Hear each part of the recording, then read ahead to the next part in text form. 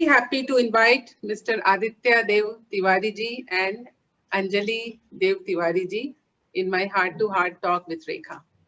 और मैं चाहूंगी कि सर आज अपना बातें स्टार्ट करें, बहुत सारी बातें करें हम लोग, और बातें शुरू करने के पहले आप एक शायरी के साथ शुरू कीजिए सर।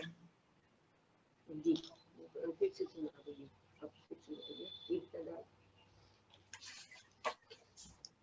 इब्तदाए इश्क है, हंसता है क्या, आगे आगे देखिए होता है क्या। और दोहा सुनो, दुनिया ऐसी बावरी, पाथर पूजन जाए, घर की चकिया कोई न पूजे जिसका पीसा खाए। तो सर इसका मतलब अब थोड़ा समझाएंगे दूसरे वाले का। दूसरे वाले का, दोहे का। दुनिया ऐसी नहीं, अर्थ समझाइए। लोग जो है घर में पहले आटा पीसते थे, सब कुछ पीसते थे चक्की से। जी, चक्की से अपने घर में रखते थे, कहीं दुकान नहीं थी। तो घर की चकिया कोई न पूजे जिसका पीसा खाए। जी, ऐसी बावरी, दुनिया ऐसी पागल। हाँ, दुनिया ऐसी बावरी, ऐसी पागल है कि पाथर पूजन जाए, मंदिरों में पत्थर पूजने के लिए जाती है, और घर की चकिया कोई न पूजे जिसका पीसा खाए। तो वही पत्थर हमारे घर में होता है जिसमें हम लोग चक्की पीस के खाते हैं, और हम लोग मंदिर जाते हैं उस पत्थर को पूजने के लिए। बहुत ही मतलब मीनिंगफुल ये दोहा है एंड जो कविता है। सर आप दोहा लिखते भी है? आपने लिखा भी है खुद का दोहा? नहीं, ये सब सुनी हुई बातें हैं। सुनी हुई बातें, और आप उसको एंजॉय करते हैं। सब लोगों ने बोले हैं।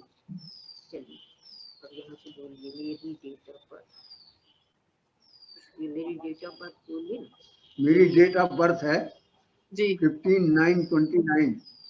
29 15 September 29। जी सर आप बहुत यंग है अभी। मैं 91 साल का हो गया हूँ। जी 91 साल के हो गए हैं, लेकिन आप बहुत यंग है। और मेरे पास मेरे कुछ लोग हैं जिनसे मैं बातें करती हूँ, 94-95 साल के हैं, और वो बांसुरी बजाते हैं और बहुत सारी बातें करते हैं। सो उम्र तो सिर्फ एक नंबर है, और हमारा दिल और दिमाग कभी उम्र नहीं होता है, हमारे दिल और दिमाग का। जी, इसी से इलाहाबाद में शिक्षा। चलिए यहाँ पर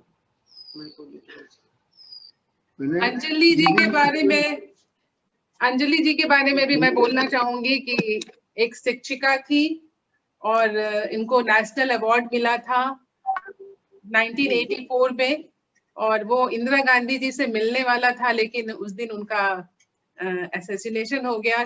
लेकिन उनको नेशनल अवार्ड मिला, इसके लिए बहुत हम लोग को गर्व है इस बात का, और हम लोग इसकी बातें करते हैं। और मुझे मालूम है कि आप दोनों एजुकेशन प्रोफेशन से आए हैं, तो आप लोग काफी मतलब काफी आप लोग के पास नॉलेज होगा जो हम लोग के साथ शेयर कर सकते हैं अभी। इलाहाबाद में फिर गया बेटा। चलो जल्दी से बताओ। इलाहाबाद में मैं इविंग क्रिश्चियन कॉलेज, उसमें मैं पढ़ता था इंटरमीडिएट, और जमुना क्रिश्चियन हाई स्कूल से 10th किया था जी हैं। और जब वहाँ से इंटरमीडिएट किया तो जबलपुर में थे, हमारे पिताजी रिटायर हो गए थे, तो हम जबलपुर आ गए थे। मेरे पिताजी का नाम कृपा राम तिवारी था, पेपरा गांव के रहने वाले थे। दिन भर गांव में चराते रहते थे और पढ़ने नहीं जाते थे। एक अंग्रेज इंस्पेक्टर आया गांव में जी, हाँ बोलो।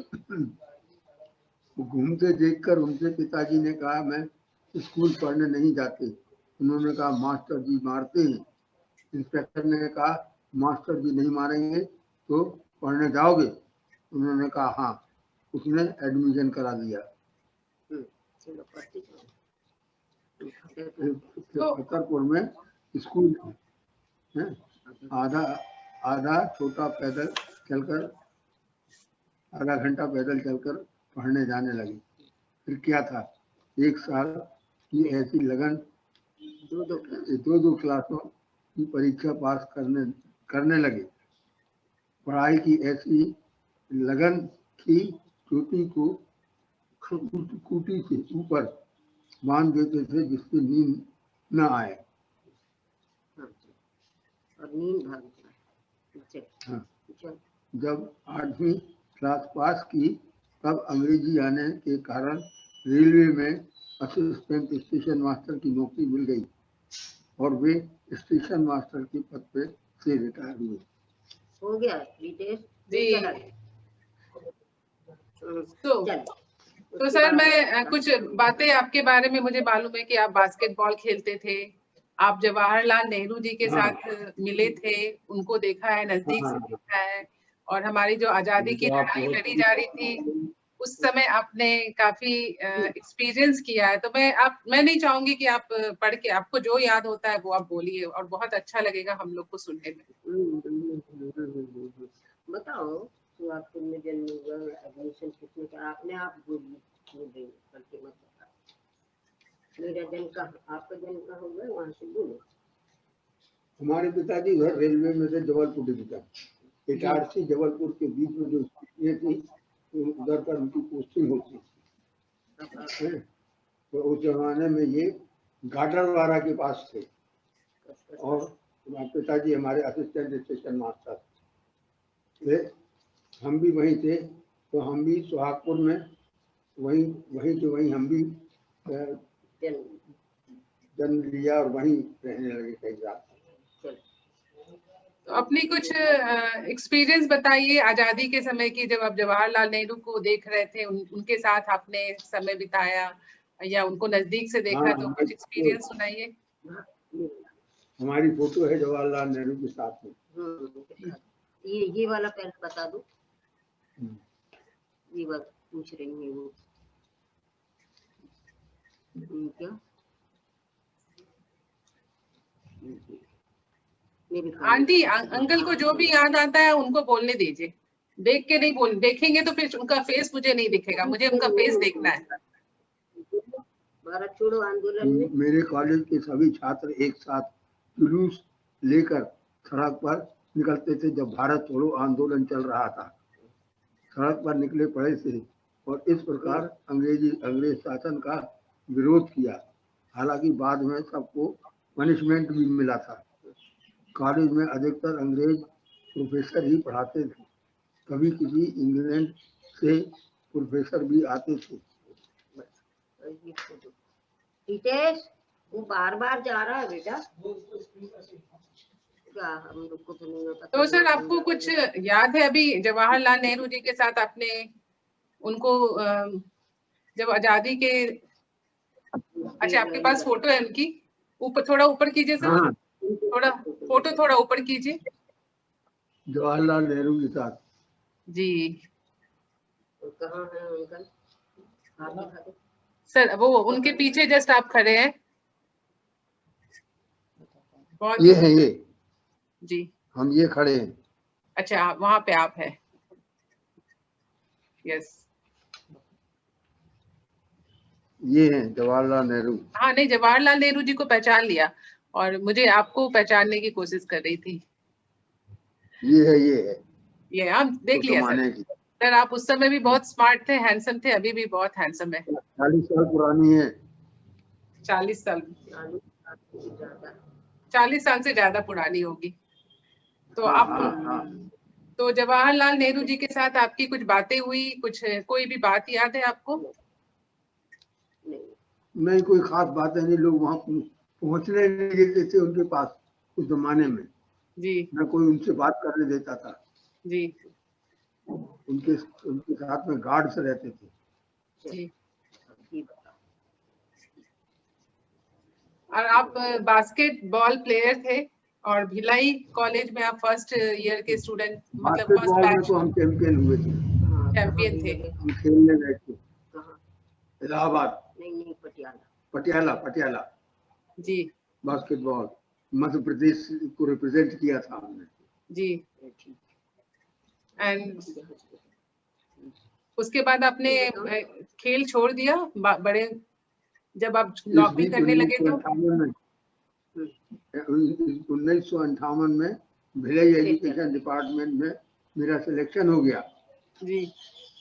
स्कूल में नौकरी करने का कारण यह था कि बच्चों के बीच हंसी खुशी का जीवन व्यतीत होगा, इसलिए मुझे ये नौकरी ज्यादा पसंद आई। ठीक है। तो आपने जिला बच्चों की प्रतियोगिता सैक्रिफाइस किया सर? अवसर भी मुझे प्राप्त हुआ विद्यार्थी जीवन में।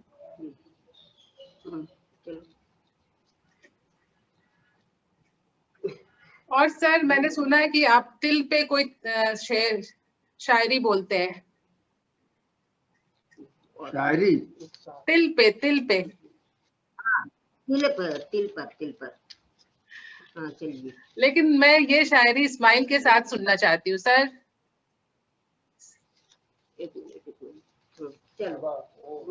मैं चाहती हूँ कि ये शायरी आप स्माइल के साथ कीजिए। आपको याद नहीं है? अब मैं बोलिए ना, बोलो। अब मैं समझा तेरे रुखसार का बिल का मतलब दौलत हुस्न पर दरबान बिठा रखा। मैं समझा तेरे रुखसार पर तिल का मतलब दौलत हुस्न पर दरबान बिठा रखा है। अच्छा ये बताइए सर, गाल पे तिल है जी, तो उसको ये कहावत है जिसकी तिल हो, मैं समझा आपके हुस्न पर दरबार का तिल दौलत हुस्न पर दरबान बिठा रखा है जी। जो रही उत्तम प्रकृति खा कर सकत कुसंग चंदन में व्यापत नहीं लिपटे रात बुझंग। इसका भी नहीं जानते तो नहीं चाहिए इसका अर्थ मुझे चाहिए। मुझे तिल का अर्थ समझ में आ गया था। जो रहीम उत्तम प्रकृति, जो अच्छे स्वभाव वाले होते हैं, क्या कर सकत कुसंग, दूसरे जो लोग जो बुरे विचार वाले हैं तो उसका कोई उनके ऊपर असर नहीं हो। जैसे चंदन में व्यापत नहीं, चंदन में विष नहीं चलता है, लिपटे रहत भुजंग सांप। बहुत अच्छा। तो अभी आप क्या डिफरेंस फील कर, और आपने सुना है कि सर आप उमराव जान मूवी पसंद किए थे, आपको वो मूवी बहुत पसंद है, आपको फिल्म एक्ट्रेस रेखा पसंद है, तो कुछ बताएंगे? आप मूवी देखना पसंद करते थे? और हाँ। कुछ कर नहीं पा रही हूँ मैं, अंकल का ही आप सुनिए। देखो आप लोग को ये वाला बता दो कौन सा। मुझे लगता है आंटी अभी भी टीचर है सर। आंटी टीचर है आपकी अभी भी? वाह वाह। आप भूल जाते ना, तो मैंने कहा नहीं सब याद है सर को, मुझे मालूम है सब याद है सर। आज खुल के बोलिए। आपसे मीटिंग हो रही है, ये यहाँ वाला बोलो। मेरा जन्म सुहागपुर में हुआ था। हम 5 भाई थे, पांचों का एडमिशन रेलवे विभाग की सहायता से Jamuna Christian high school Allahabad में हुआ था। स्कूल आदि फीस केवल 4 आना थी, ये रेलवे ही देता था, क्योंकि हमारे पिताजी छोटी छोटी स्टेशनों में रहते थे, स्टेशन मास्टर। स्कूल होता नहीं था जी। वो फिर बात करते जाओ। तो वहाँ क्या था, स्कूल जो था वो नहीं होता था, पिताजी जा रहते थे जी। तो हम लोग वहाँ पास के कोई स्कूल में वहाँ भर्ती कर दिए जाते थे, हॉस्टल में जी। वहाँ पर तो स्कूल में पढ़ते थे हम सब भाई लोग जी। हैं, और उसका पूरा खर्च जो है रेलवे देती थी जी। 1 आना मिलता था हर एक को, हम लोगों को पॉकेट मनी। 1 आना 4 पैसा होता था। तो सर आप जमाना कितना बदल गया है, आजकल की बातें करते हैं हम लोग। आपके समय में हाँ। और अभी के समय में कितना जमाना बदल गया है पैसे के मामले में और रहने बहुत बदल गया है। तो आपको क्या उस लगता है जमाने कि में लोग में बड़े सुखी रहते थे, काफी सस्ता मिलता था। जी एक तो लेकिन अर्निंग भी तो कम होता था ना सर, तनख्वाह भी बहुत रुपया कम होता था हुआ करती थी। क्या उस जमाने में, और चार तनख्वाह आदमी- कम होता था, बच्चे ज्यादा होते थे पेरेंट्स के पास। 8 भाई बहन थे, आप बोलो ना, हाँ, हाँ। 8 भाई बहन थे हाँ, हम लोग 8 भाई बहन थे। और पिताजी से हाँ, पिताजी रेलवे में थे। जी ये और अपने बच्चों के बारे में बोलिए सर, अपने बच्चों के बारे में बोलिए। बच्चों के बारे में हाँ, कितने बच्चे हैं? हमारे सबसे बड़े भाई इलाहाबाद में आप अपने बच्चे आप हमारे बच्चे हम्म, हाँ, हाँ हमारे 3 बच्चे। बताइए क्या क्या करते हैं? क्या करता है बड़ा लड़का, यहाँ यूएसपी में है। वो भिलाई स्टील प्लांट में नौकरी करता है, जी हाँ बंद हो गया। बंद हो गया। हाँ और दूसरा छोटा, हमारा उससे छोटा जो है उसकी शादी हुई है दिल्ली में। अरे नहीं वो सिंगापुर में है। अब वो चला दिल्ली से, वो लोग सिंगापुर चले गए, जी वहीं बस गए, जी वहीं नौकरी करने लगे उसको। आप उनको मिस करते हैं, सिंगापुर जो चले गए? फोन आता रहता है। हाँ लेकिन आप मिस करते हैं उन लोग को?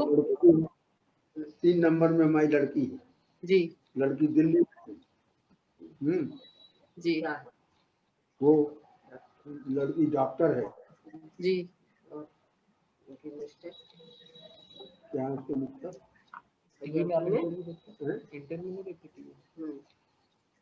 चलिए अब ये आप थोड़ा ये बता दीजिए कालिक में किस तरह अंजलि जी, अंजलि जी आप भी कुछ बताइए, जी आप भी कुछ बोलिए।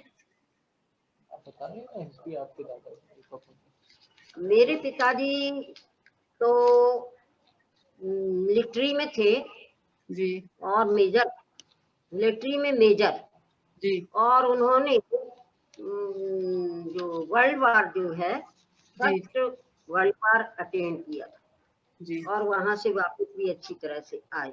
जी और उसके बाद जब करीब मैं 2 साल की थी जी तब उनकी डेथ हो गई।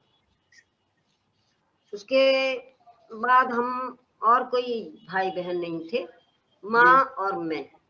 जी और अच्छी संपत्ति उन्होंने इकट्ठी कर ली थी, तो जी उसी में हम लोग अपनी माँ और बेटी का जो है गुजारा हो रहा था अच्छी तरह से। और कुछ मेरा जो स्वभाव है ना, जी कुछ एनर्जिक है, किसी भी काम को जी बहुत ज्यादा टेंशन लेकर मैं करती हूँ। आप थोड़ा सर के जैसे तरफ झुक जाइए अंजलि जी, आप थोड़ा सर के तरफ झुक जाइए। सर आदित्य सर के, अच्छा सर आदित्य जी, हाँ ऐसे बोलेंगे तो ज्यादा आप दिखेंगे। यस जी एक कोई मिनट भी हो गया। बंद हो गया। सर, वैसे ही रही अभी। हाँ ये मैं अंजलि ना मेरा कोई दोनों रिक्वेस्ट, की फोटो अंजलि जी मेरा रिक्वेस्ट है कि जो भी याद है वो बोलिए, याद करके बोलिए। अपने कॉपी मैं क्लास कॉपी तक को फिर रखिए। मेरी एजुकेशन हुई जी और उसके बाद फिर मेरी शादी 16 साल में हो गई जी और मैं पढ़ती थी। जी तो पढ़ते पढ़ते आदित्य सर तो बहुत हाँ स्मार्ट थे अंजलि जी, आदित्य सर तो बहुत जी स्मार्ट थे। तो वो आप बहुत स्मार्ट थे, मैं तो इतना अच्छी नहीं थी, थोड़ा परंतु नहीं आप थोड़ा सर के तरफ झुक जाए, सर के तरफ, आदित्य सर के तरफ थोड़ा सा बेंड हो हाँ जाइए। हाँ यस तो मेरे को जैसे अंकल तो स्मार्ट थे और मुझे तो किसी प्रकार का 16 साल में कोई ज्ञान नहीं था। आजकल बच्चों को 16 साल में भी बहुत ज्ञान हो जाता है। जी तो मैं 16 साल में शादी होकर इनके घर जी और मेरा शहर में घर, इनका घर यूनिवर्सिटी एरिया में। जी इनके बड़े भाई ने, जो कि अभी CSIR से रिटायर हुए हैं, जी साइंटिस्ट थे, इनके बड़े जी भाई दिल्ली में रह रहे हैं। जी तो वहाँ शादी हो गई, उन्होंने बस लगा दी और मैं पढ़ती रही। पढ़ते जी। पढ़ते फिर यहाँ जबलपुर में भी पढ़ती रही और ट्रेनिंग मॉन्टेसरी की पहले दी। तो आदित्य उसके सर बाद को बहुत मतलब आदित्य सर चाहते थे कि आप पढ़ें? हाँ, वो चाहते थे पढ़े, सपोर्ट किया। इनके सारे घर वालों ने सपोर्ट किया मुझे, पूरा फैमिली। उस जमाने में ऐसा था, पर्दा प्रथा बहुत थी, जी परंतु इनके घर में नहीं। वो गया तो मैं बड़ी आसानी से, पर मेरी जो सासू माँ थी जी उनको थोड़ा ठीक नहीं लगता था कि मैं पर्दा ना करूं। तो जी बस जब आती, मैं घर से निकलती तो सासू जी को खुश रखने के लिए इस तरह से निकलती, करके निकलती। और जैसे ही झाड़ के नीचे पहुंचती, मैं जल्दी से इस तरह से पलट लेती। इस तरह से एजुकेशन हुआ। 11th पास, उस समय 11th का था जी करके फिर मैं ये जबलपुर ये भिलाई आए और जी मैं 1 साल मॉन्टेसरी की ट्रेनिंग जबलपुर में करती रही। जी उसके बाद मैं भिलाई आई 1 जी साल के बाद, और यहाँ पर मुझे भी नौकरी मिल गई। नौकरी मिलने के बाद जिस स्कूल में मैं गई, बहुत ईमानदारी से काम किया और मैंने पहली क्लास से लेकर 12th क्लास तक बच्चों को पढ़ाया, क्योंकि क्रमशः जैसे जैसे मैं एजुकेशन फिर बढ़ाती गई, बच्चे भी जन्म लेते गए जी। हाँ, और मैं पढ़ती गई। नहीं, मुझे पढ़ना है। BA की डिग्री मिल जाए तो ठीक है। जब डिग्री मिल गई तो ऐसा लगा कि नहीं, वो MA की भी होना। पर छोटा जो मेरा छोटा लड़का था, एक दिन मैंने देखा उसके सिर में चूल। मेरी माँ आके मेरे घर में, तो फिर मैं संभालती रही, वो संभालती थी। और फिर उन्होंने बहुत हमारी मदद की। और उसके बाद मैंने सोचा नहीं, अब नहीं पढ़ना, बच्चों को ही तरफ ध्यान देना है। फिर 10 साल के बाद मैंने MA किया जी। MA करने के बाद भोपाल से मैंने B.Ed भी किया। उसके बाद इस तरह से मैं लेक्चरर बन गई। और स्मॉल सेविंग का उस समय बहुत मतलब बहुत सारे स्कूलों में स्मॉल सेविंग की स्कीम चलती थी, तो उसका इंचार्ज मुझे बनाया गया। तो उसमें बहुत बार मैंने अवार्ड लिया, नेशनल अवार्ड। एक गांधी जी के लिए नेशनल अवार्ड जब मिला स्कूल के लिए, काम करने वाले हम लोग थे, तो प्रिंसिपल के साथ जा रहे थे लखनऊ 1984 में वहां जा रहे थे। गए और वो गए। जाने के बाद वहां देख रहे हैं, दूसरे दिन 11 बजे इंदिरा गांधी प्राइम मिनिस्टर थी, इंदिरा गांधी की डेथ हो गई जी। हाँ, ये कैसे हुआ? तो फिर बाद में नहीं मिला, अवार्ड तो छूट गया। हम लोग वापिस आ गए, इतना हंगामा, रेलगाड़ी में कांच फूटे पड़े। इस तरह से किसी तरह हम लोग आ पाए। रेलगाड़ी 10 मिनट चलती और रुक जाती, 10 मिनट चलती रुक जाती, कैसे करके वापिस आए।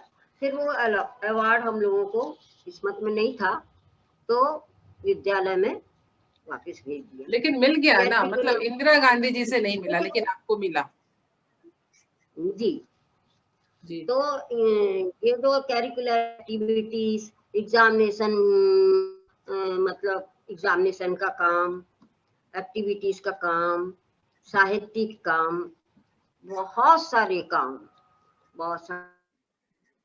तो ये सारे चीजों में आपका आदित्य सर का बहुत सपोर्ट रहा जी। उनका सपोर्ट क्योंकि स्कूल में कभी कभी एनुअल फंक्शन होते थे तो हम लोग को 2-2 बजे बस छोड़ने आती थी, तो ये लेने पहुंच जाते थे। ये उनका उसमें सक्रिय तो सहयोग सर रहा। आप कहती हैं कि सर बहुत हैंडसम थे और आपको तो बहुत प्राउड फील होता होगा कि मेरे इतने हैंडसम हस्बैंड मेरा इतना केयर करते हैं, मुझे इतना सपोर्ट करते हैं। और मुझे लगता है कि आपकी जो स्टोरी है बहुत ही इंस्पिरेशनल है और सच में लोग औरतों तक पहुंचनी चाहिए कि आप अभी से 84 मीन्स ऑलमोस्ट 40 साल, कितने हो गए, कितने 10 साल का हाँ, मतलब इतने साल पहले आपने इतना पढ़ाई की, फिर बच्चे किए, फिर उसके बाद से फिर पढ़ाई की, उसके बाद से आपने काम करना शुरू किया और फिर आपको अवार्ड मिला। तो बहुत बड़ा अचीवमेंट था उस समय। स्मॉल सेविंग में तो हर साल अवार्ड मिलता था और विद्यालय की तरफ से भी कई बार अवार्ड मिले। नेहरू अवार्ड मिला और टीचर्स अवार्ड मिला, बहुत सारे अवार्ड मिले। तो इस प्रकार से ये अभी आप बोलिए। आप ये भिलाई स्टील प्लांट का मकान है। हम दोनों नौकरी करते थे तो बड़े ऑफिसरों को ये मकान मिला है। हम दोनों की नौकरी को काउंट करके हमें भी ये मकान मिला है। इस मकान की कीमत 1,20,000 रुपया है। उस समय थी। अभी नहीं। आप लोग को कंपनी से ये मिली घर कहलाता है जी। और सर मैंने सुना है कि आपको गार्डनिंग का बहुत शौक था। आप पौधों को गाना सुनाते थे, म्यूजिक सुनाते थे कि ताकि वो अच्छे से ग्रो करे और आपको भी बहुत सारे आपको भी अवार्ड मिले हैं।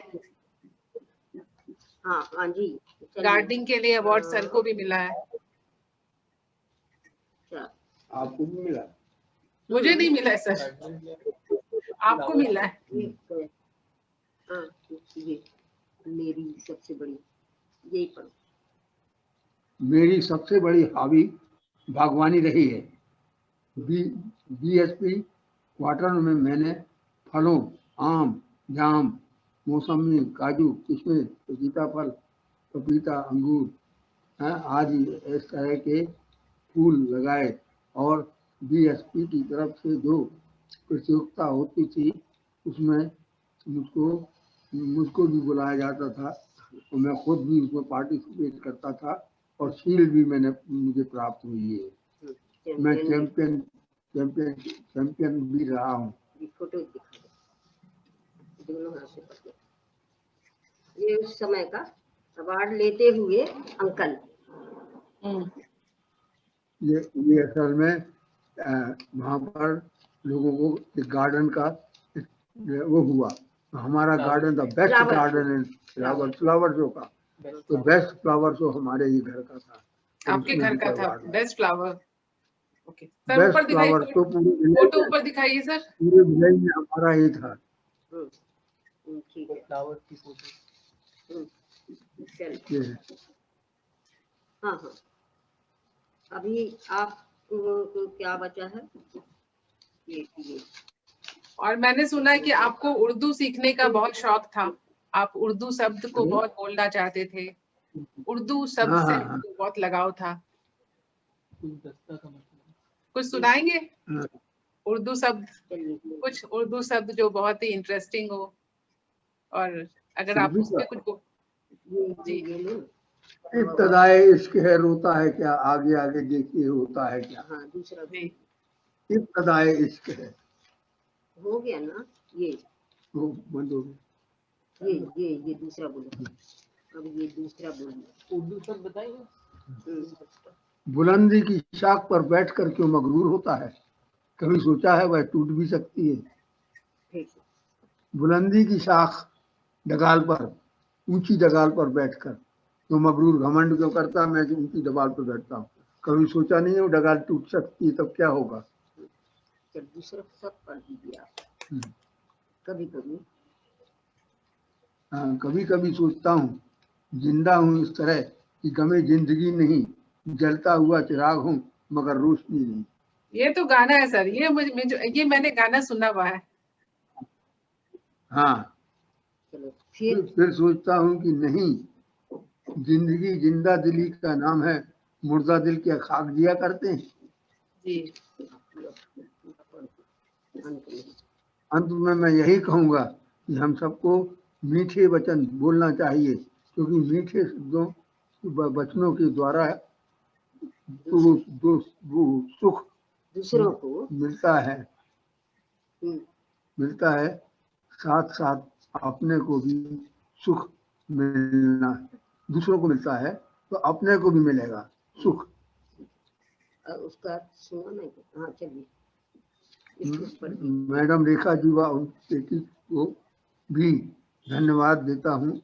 सबसे कहूँगा कि आपत्तियों से जूझते हुए, संघर्ष करते हुए, जीवन में हंसते हुए आगे बढ़ते रहें और बढ़ते रहें और बढ़ते रहें। Thank you sir. लेकिन हमारी बातें अभी खत्म नहीं हुई है, अभी आपको पढ़ाई नहीं करना। कुछ बातें हम करेंगे अभी। आप आदित्य सर से और सुन लीजिए, मैं पूछना चाहूंगी आदित्य सर से कि अंजलि जी की सबसे अच्छी क्या बातें लगती है आपको? सुनिए एक दुआ और सुन। तुलसी मीठे वचन ते सुख उपजत होर, हैं औरन को शीतल करे आपो शीतल होए, हैं वशीकरण यह मंत्र है, तज वचन कठोर। इसका अर्थ बता जी। तुम समझ गई ना? इसका मतलब समझाइए। बोलना। अब मेरी कौन सी बात अच्छी लगती है? हाँ, मैडम पूछ रही। अभी कोई क्वेश्चन पूछूंगी आपसे, कुछ प्रश्न पूछूंगी सर, आपको बताना है अंजलि जी की सबसे अच्छी बातें, अंजलि जी की सबसे बातें जो आपको पसंद नहीं है, और अंजलि जी के किस बात पे आप फिदा हैं, जो इतनी सारे शेरो शायरी भी करते हैं। शेर शायरी पहले तो बहुत कुछ सुनता था जी। अब बुढ़ापे में मेमोरी बहुत कमजोर हो गई है जी, तो वो बातें नहीं हम मिल पाती हैं। कभी कभी याद आ जाती है कोई बात तो बोल लेते हैं जी। अब रेगुलर नहीं, पहले रेगुलर रहा करते थे, लोग बड़ी तारीफ करते थे बहुत सी बातें। अब तो बोल रही हैं मेरी कौन सी बात? नहीं, ये इसके लिए मैं एक बात बोलना चाहूंगी कि आप कहते हैं कि भूल जाते हैं और बातें नहीं याद रहती है, लेकिन अभी भी आप अपने मेमोरी को थोड़ा सा स्ट्रांग बना सकते हैं। आप रोज लोगों से क्या बनाइए जी? मेरी उम्र 92 साल की है। बाबा का आधा। Yes sir. बताइए। हाँ, जिंदा हूँ, इस तरह की जिंदगी नहीं तो जलता हुआ चिराग मगर रोशनी नहीं। अच्छा ठीक है सर, मैं एक दिन एक सेशन रखूंगी, जैसे आज रखा ना हमने सेशन, उसमें एक 95 इयर्स 95 साल के आदमी को बुलाऊंगी, पर्सन को बुलाऊंगी जिनसे मैं बहुत क्लोज हूँ, एक 93 इयर्स को बुलाऊंगी जो मैं बहुत क्लोज हूँ, आप 91 इयर्स जिसमें सबसे यंग आप होंगे, मैं आपको भी बुलाऊंगी। उसके बाद आप देखेंगे तो आप बोलेंगे कि आप बहुत यंग है और आप अभी भी बहुत कुछ कर सकते हैं। आपने जितना यंग एज में किया अभी भी आप बहुत कुछ अचीव कर सकते हैं, ये कोई झूठ नहीं है। करता हूँ, आज ही पानी दे रहा था, बोलो। मैं बगीचे में पानी वानी डालता रहता हूँ। अपना काम। 92 साल की उम्र है, मजाक है क्या? नहीं, 100 साल होने में 8 साल बचे। इसलिए मैं कह रही हूँ कि जिस दिन मैं बुलाऊंगी सभी को, उस दिन मैं आपको भी बुलाऊंगी जो सब 90 से ऊपर के हैं। आएंगे ना आप? आएंगे? आना मुश्किल है बेटा। अब हम अकेले तो कहीं नहीं निकल सकते। नहीं आएंगे, मतलब इस पे कंप्यूटर पे, ये जूम पे आएंगे ना? कंप्यूटर में हाँ।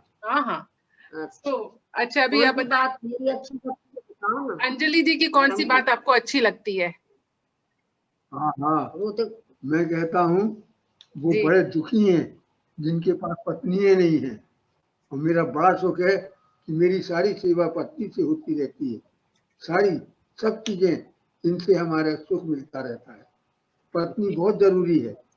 आप जीते रहें और पत्नी की अगर डेथ हो जाए समझिए आपका सब कुछ चला गया। लेकिन पत्नी बहुत लायक होती है। ये तो बात मैं मानती हूँ, लेकिन पति भी पत्नी को उतना ही सहारा देता है। आप बताइए अंजलि जी, आपको आदित्य सर मुझे की तो क्या बहुत अच्छी लगती है? आदित्य सर की आपकी मुझे क्या? इनकी सब बातें बहुत अच्छी लगती है। क्यों? इनके जो दूसरे भाई हैं जी उनका नेचर देखकर जी ये सबसे अच्छे हैं। और ये सबसे अच्छी बात मुझे फिर गया सबसे अच्छी बात मुझे ये लगती है कि इनको मुझ पर बहुत विश्वास है। एक बार भरोसा। क्या हुआ जी कि मैंने इनके मुंह में चॉक डाल दी। पहले मैं बताशा खिला रही थी, जी बहुत साल पहले की बात। जी परंतु तो खाते जा रहे थे। फिर जी मैंने सोचा, एक मालूम नहीं क्या दिमाग में आया, एक चॉक का टुकड़ा था, मैंने इनके मुंह में डाल दिया। जी इन्हें चबाना शुरू किया। मैं फिर बोली नहीं नहीं नहीं, ये चॉक है। मैं सोची उनको इतना विश्वास है, मेरे जी ऊपर बहुत विश्वास करते हैं। और कोई भी चीज को जिद करना है, अभी चाहिए, खाना खाने बैठेंगे, देर हो रही है, बैठे रहेंगे, चाय पीने बैठेंगे, जल्दी किसी भी बात में हड़बड़ाते नहीं हम लोग, शांति से बैठे रहते हैं।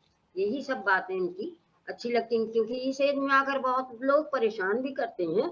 जी नहीं नहीं अभी देर हो रही है, जल्दी करो, ऐसा कुछ नहीं करते, शांत अपना बैठे रहेंगे। जब थाली आएगी खाने, अपना काम अपने हाथ से करते हैं, अपनी थाली अपने आप ले जाएंगे बाहर, जी अपना कब्बसी अपने आप जाएंगे। जी पहले तो धोया करती थी, अब अपने आप धो के ही रख देती थी। अभी भी कोशिश करते, हम लोग मना करते रहते हैं।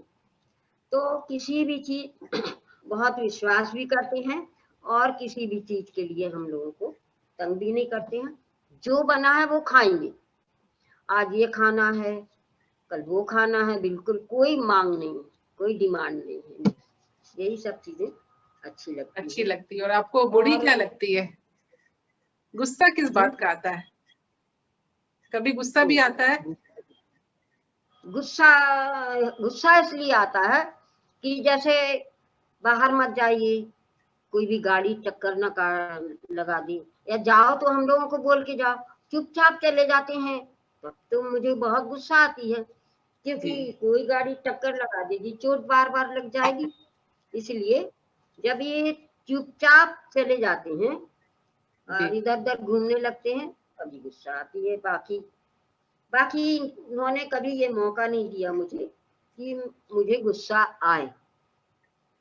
कभी अच्छा कभी होता था तो कहीं घूमने चले जाया करती थी पहले, और बताकर नहीं जाती थी, तो उस बात पर भी मुझे गुस्सा आता था। तो बाकी एक सब बहुत शांति पूर्ण जीवन। जी एक बहुत जी ही कोई बहुत ही खुशी वाला मोमेंट आप लोग दोनों के साथ आपने आपको कुछ याद है तो शेयर कीजिए। हैप्पी सबसे अधिक खुशी वाला समय तो हम लोगों को अपनी बेटी की शादी का ही हुआ। और इतना अच्छा दामाद हम लोगों को, जो कि मतलब हम लोगों ने कल्पना भी नहीं की, इतना अच्छा हम लोगों को दामाद मिला।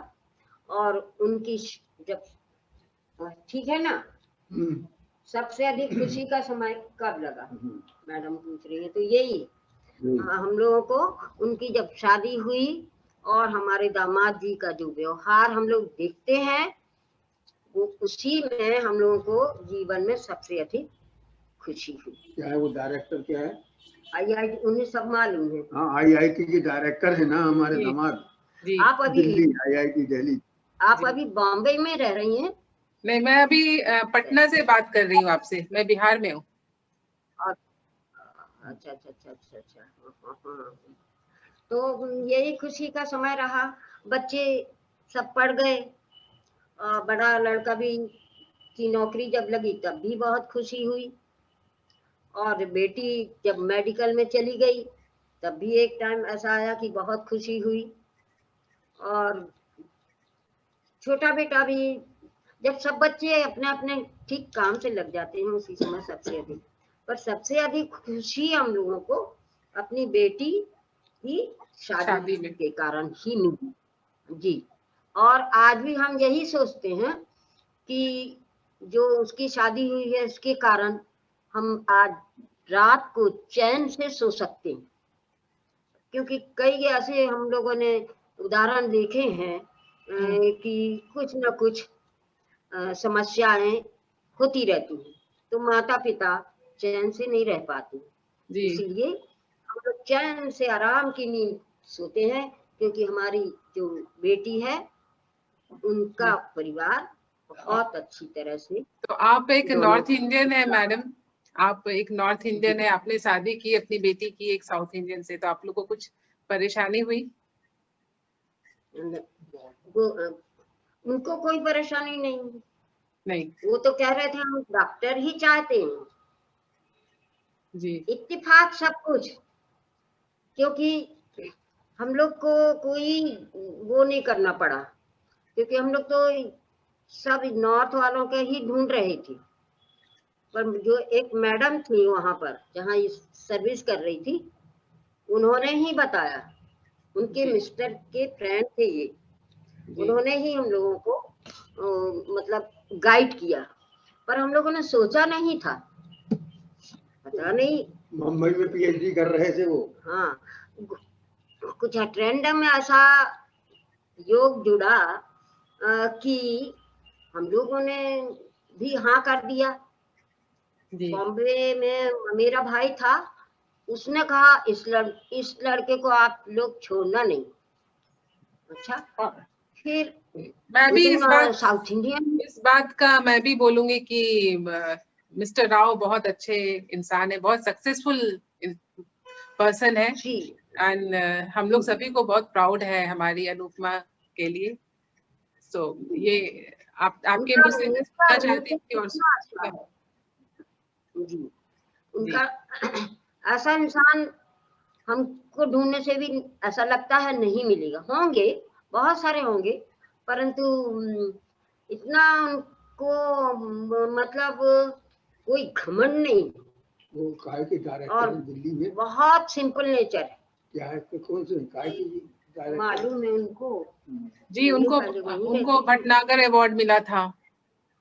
फिर जी जी गए थे, अंकल को बुलाया था, बहुत ही प्राउड मोमेंट था आप लोगों के लिए, सभी के लिए। फिर आईआईटी के डायरेक्टर होना, फिर ये सब सारे तो बहुत सारे प्राउड मोमेंट। जी, हम लोग यही सोचते थे, सोचा कि नॉर्थ इंडियन है हम लोग, कैसे एडजस्ट करेंगे, क्या होगा, तो हाँ फिर ब्राह्मण होना चाहिए, हम लोग ब्राह्मण हैं तो वो लोग भी ब्राह्मण हैं, इतना सोच के फिर हम लोगों ने वो जो मेरा भाई था ना, उसने बहुत हम लोगों को मतलब प्रेशर डाला। एक्चुअली वो आप लोग के मतलब है जी, आप लोग के लाइफ में एकदम जल्दी जी जी इस तरह से उनका भाग्य है, अनुपमा का भाग्य, हम लोग ये सोचते हैं। नहीं, आप लोगों का भी और मिस्टर राव का भी भाग्य कि आप लोग जैसे इंसान से मिले वो। आपने इतना नेशनल अवार्ड जीता है, नेहरू अवार्ड जीता है, सर ने इतना सारा अवार्ड जीता है, और सर ने बहुत सारे काम किया। सुना मैंने कि ये रशियन स्टूडेंट्स को पढ़ाते थे, उन्होंने अपने बच्चों के लिए सेक्रीफाइस किया और स्कूल ज्वाइन कर लिया। तो इतने अच्छे काम करने वाले लोग को अच्छे ही मिलते हैं, ये मुझे लगता है कि आप लोग जो सब मिले हैं, सब आप लोग सभी एक जैसे हैं। जी, अब मैं बहुत सारे टीचर जैसे इन्होंने कहा मारते थे इसलिए स्कूल नहीं जाते थे, पर मैंने सारा अनुभव किया क्लास 1 से 12th तक का, परंतु क्लास 1 से लेकर 12th तक, तो 12th के बच्चे तो बहुत बड़े हो जाते, कभी किसी बच्चे को हाथ नहीं लगाया या कभी किसी बच्चे को डांटा भी नहीं। एक बार एक लड़की मेरे ऊपर बहुत चिल्लाई, बोली मैडम आपने नंबर क्यों कम दिए, बहुत जोर से बोली। तो इतना जोर से क्यों चिल्ला रही हो, वो नंबर आपने क्यों कम दिए। मैंने कहा कि भाई कम, जैसा आपने लिखा वैसा नंबर दिया। नहीं।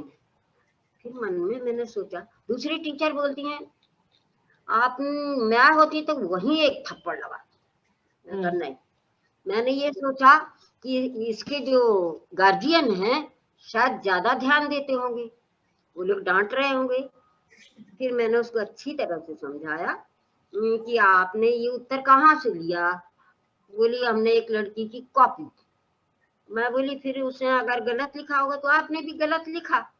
तो इस तरह से वो समझ गई, फिर शांत हो गई, कुछ नहीं। तो 4 बार ऐसे मौके आए, परंतु मारने का नहीं। पहली क्लास के बच्चों को भी बहुत मारते हैं लोग।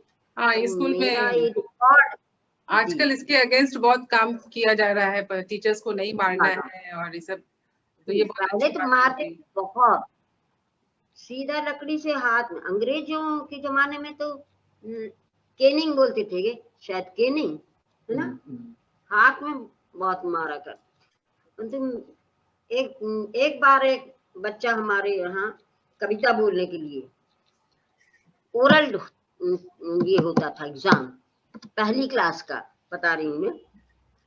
बोला अच्छा कविता सुना।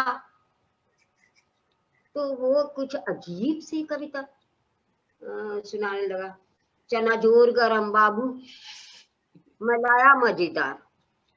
अरे ये कैसी कविता है, ये कविता नहीं है। बहुत उसको समझाया, पर कविता मतलब मैंने नंबर दे दी।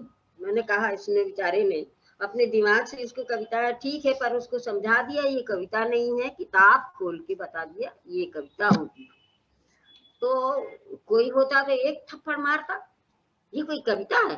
पर ऐसा नहीं। मेरे अभी मेरा थोड़ा नेचर, थोड़ा क्रोध मुझे आता है, पहले मुझे बिल्कुल क्रोध नहीं आता। तो ये क्रोध को आप अंकल क्रोध आता था, परंतु अंकल ने कभी घर में क्रोध नहीं।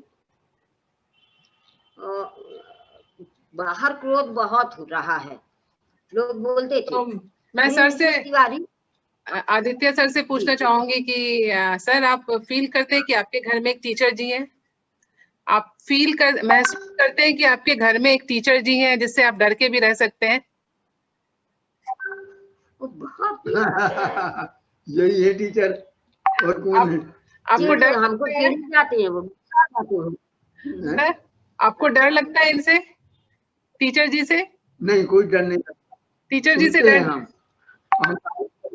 नहीं, हम कभी नहीं, हम तारीफ करते रहते हमेशा, चाहे जो हो। नहीं, पर मेरे सामने नहीं करते, अपनी बेटी के सामने कहूंगी देवी है, देवी है। लेकिन अभी टीचर जी ने बोला कि उनको क्रोध बहुत आता है, उस पे आप क्या बोलेंगे?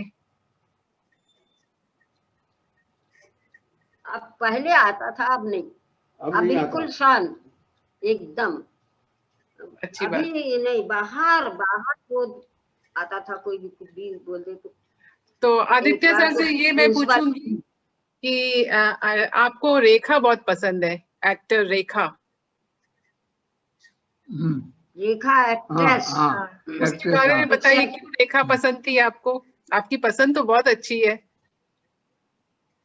अब सब भूल गया, आज करीब 15 साल से, 15 साल पहले की बातें हैं सब।